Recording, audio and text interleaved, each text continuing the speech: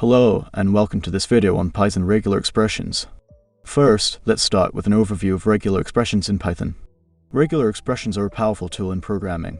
They can be used for searching, matching, and manipulating text. In Python, the re module provides these functionalities.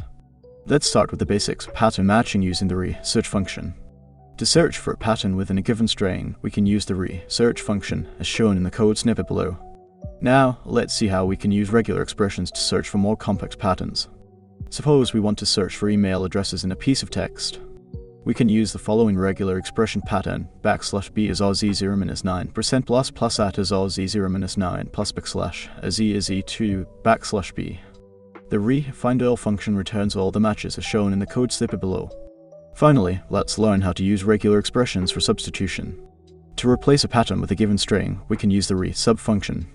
Let's say we want to censor some words from our text. In the following code snippet, we replace the words bad and worse with *****. That's it. In this video, we covered the basics of regular expressions in Python.